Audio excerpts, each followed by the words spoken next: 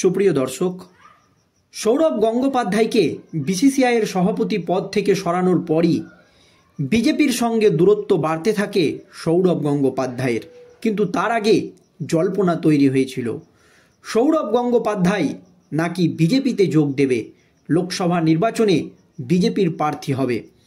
তারপরই সৌরভ গঙ্গোপাধ্যায় মুখ্যমন্ত্রী মমতা ব্যানার্জির সঙ্গে স্পেন সফরে যায় এবং স্পেন থেকে সরাসরি তিনি বাংলায় শালবনীতে লৌহ ইস্পাত কারখানা গড়ার কথা ঘোষণা করেন।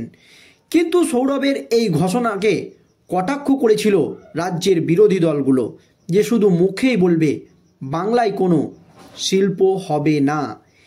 এই আবহে মুখ্যমন্ত্রী মমতা ব্যানার্জি মাত্র 1 টাকায় সৌরভ গঙ্গোপাধ্যায়কে জমিও দিয়েছিল, তবে সেটা সম্পূর্ণ বেআইনি প্রক্রিয়া, সেই জন্য তা কিন্তু এখনও সম্পূর্ণ হয়নি। অর্থাৎ সেই মামলা কিন্তু এখনও দীর্ঘদিন ধরে কলকাতা হাইকোর্টে ঝুলে রয়েছে। সৌরভ গঙ্গোপাধ্যায়ের হাতে কিন্তু জমি এসে পৌঁছায়নি, অর্থাৎ সৌরভ গঙ্গোপাধ্যায়ের কারখানা করার আশায় কিন্তু জল ঢেলে দিয়েছে। এই আবহে বাংলায় হয়ে গেল বিশ্ব বাণিজ্য সম্মেলন, আর এই সম্মেলনে দাঁড়িয়ে মুখ খুলেই বিস্ফোরক মন্তব্য সৌরভ গঙ্গোপাধ্যায়ের। আর সৌরভ গঙ্গোপাধ্যায়ের এই মন্তব্যের পর রাজ্য রাজনীতিতে একেবারে নতুন করে শোরগোল পড়ে গিয়েছে। আর সৌরভ গঙ্গোপাধ্যায় এই মন্তব্য করার পর অস্বস্তিতে পড়েছে রাজ্যের শাসক দল তৃণমূল কংগ্রেস এবং বাংলার মুখ্যমন্ত্রী মমতা ব্যানার্জি।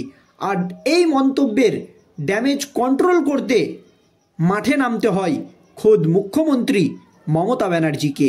ঠিক কী হয়েছে দর্শক দেখুন, কলকাতায় বিশ্ববঙ্গ শিল্প সম্মেলন হয়ে গেল। সৌরভ গঙ্গোপাধ্যায়ের প্রস্তাবিত ইস্পাত কারখানা নিয়ে সেখানে কথা হয় কিনা কৌতূহল ছিল পশ্চিম মেদিনীপুরের শিল্পমহলের, তবে সেই প্রসঙ্গ সরাসরি উঠে আসেনি। অর্থাৎ সৌরভ গঙ্গোপাধ্যায়ের শিল্প নিয়ে কোনো উচ্চবাচ্যই পাঠ করেনি মুখ্যমন্ত্রী মমতা ব্যানার্জি। এরপরই সম্মেলনে সৌরভ বলতে ওঠেই একেবারে বিস্ফোরক। সম্মেলনে সৌরভকে শুধু বলতে শোনা গিয়েছে, আমি ব্যবসার খুব একটা বুঝি না। তাহলে ব্যবসা না বুঝেই কেন সৌরভ গঙ্গোপাধ্যায় লৌহ ইস্পাত শিল্প কারখানা খুলতে যাচ্ছে, এই নিয়ে কিন্তু কটাক্ষ ছুড়ে দিয়েছে বিরোধীরা। তবে গত কয়েক বছর ধরে লগ্নি করার চেষ্টা করছি। তবে সৌরভ গঙ্গোপাধ্যায়ের এই মন্তব্যের পর রাজ্য রাজনীতিতে নতুন করে শোরগোল পড়ে গিয়েছে, যে ব্যবসা বোঝে না আবার এত টাকা ইনভেস্ট করছে, ব্যবসা করতে যাচ্ছে, এমনই কিন্তু কটাক্ষর সুরে বলছে বিরোধীরা। আর এই আবহে তিনি বলেন যে আমি মুখ্যমন্ত্রী ও তার আধিকারিকদের থেকে ভীষণ সমর্থন ও সাহায্য পাই। মুখ্যমন্ত্রী মমতা বন্দ্যোপাধ্যায়ও বলেছে সৌরভ ভেঙে বলল না, ও নিজে কিন্তু বিনিয়োগ করতে চাইছে। এই কথা বলেন মুখ্যমন্ত্রী মমতা ব্যানার্জি। যে জমি প্রস্তাবিত ইস্পাত কারখানার জন্য দেওয়া হয়েছে তা নিয়ে কিন্তু ইতিমধ্যেই কলকাতা হাইকোর্টে জনস্বার্থ মামলা হয়ে গিয়েছে, মামলা বিচারাধীন। সংশ্লিষ্ট মহলের মতে সেই জন্যই সৌরভ বা মুখ্যমন্ত্রী কেউই ভেঙে কিছু বলেননি। তবে ঘটনায় হতাশ জেলার শিল্পমহল, কারণ Paschim Medinipur district chamber of commerce and এন্টারিস্ট সাধারণ সম্পাদক চন্দন বসু বলেন, আমরা আশা করেছিলাম বিশ্ববঙ্গ শিল্প সম্মেলনে সৌরভদের কারখানার প্রসঙ্গ উঠে আসবে, তা না হয় আমরা খানিকটা হতাশই।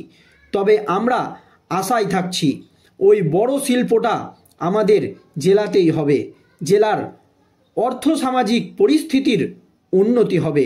শালবনীতে জিন্দলের প্রস্তাবিত ইস্পাত কারখানা দিনের আলো দেখছি। সৌরভ গঙ্গোপাধ্যায়ের প্রস্তাবিত ইস্পাত কারখানা কি হবে চর্চা শুরু হয়ে গিয়েছে গোটা রাজ্য রাজনীতিতে, নাকি শুধু প্রতিশ্রুতির পর প্রতিশ্রুতি দেওয়া হবে।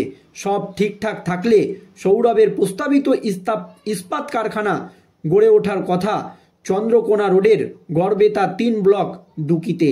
একসময় মনে করা হয়েছিল ওই কারখানা গড়ে উঠতে পারে শালবনীতে, জিন্দলের কারখানার আশেপাশে। পরে স্থান বদল হয়ে গিয়েছে। দুকিতে প্রয়াগ ফিল্ম সিটির জমিতে ইস্পাত কারখানা হওয়ার কথা। ওই জমির অনেকটাই ফিল্ম সিটি কর্তৃপক্ষের হাতে ছিল না, রাজ্য শিল্পোন্নয়ন নিগমের হাতে চলে গিয়েছে।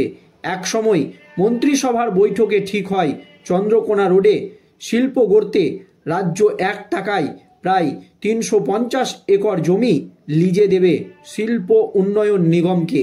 পরে প্রায় 318 একর জমি নিগমকে হস্তান্তর করা হয়েছিল।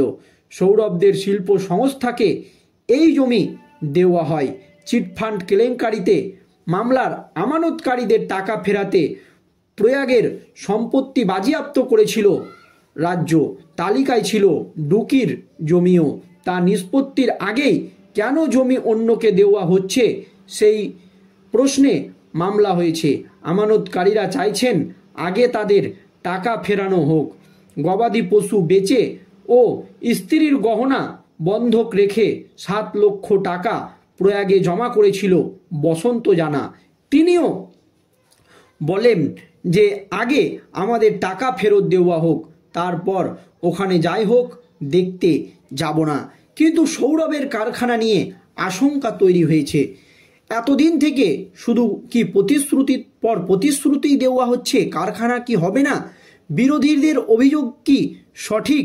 এমনই কিন্তু আশঙ্কা তৈরি হয়েছে। আর তখনই কলকাতার বিশ্ববঙ্গ শিল্প সম্মেলন হয়ে গেল, কিন্তু সৌরভ গঙ্গোপাধ্যায়ের প্রস্তাবিত ইস্পাত কারখানা নিয়ে সেখানে কোনো কথাই হলো না। কৌতূহল ছিল যে পশ্চিম মেদিনীপুরের শিল্প মহলে, তবে এ প্রসঙ্গে সরাসরি কথা উঠে আসেনি। সকলের মনে কৌতূহল ছিল যে এটা নিয়ে একটা বড় কিছু ঘোষণা হবে, সৌরভের শিল্প তৈরি হবে। কিন্তু সৌরভ গঙ্গোপাধ্যায় একটা কথাই বলল যে আমি ব্যবসার খুব একটা বুঝি না, তবে গত কয়েক বছর ধরে লগ্নি করার চেষ্টা করছি। ব্যবসা না বুঝেই কেন তিনি ব্যবসা করতে যাচ্ছেন, এই কটাক্ষ কিন্তু ছুড়ে দিয়েছে বিরোধীরা। দর্শক, এই নিয়ে কিন্তু সাধারণ মানুষ থেকে শুরু করে অনেকেই হতাশ যে এত বড় একটা সম্মেলনে হয়তো সৌরভ গঙ্গোপাধ্যায়ের কারখানা নিয়ে কোনো আশার আলো দেখা যেত, কিন্তু সেই আশঙ্কায় একেবারে জল ঢেলে দিল। এখন ভবিষ্যতে হাইকোর্ট কি রায় দেয় বা পরে সেই মামলা সুপ্রিম কোর্ট পর্যন্ত গড়ায় কিনা, তাহলে কি কারখানা হবে না? এই রকম আপনাদের মনের কি প্রশ্ন অবশ্যই কমেন্ট বক্সে কমেন্ট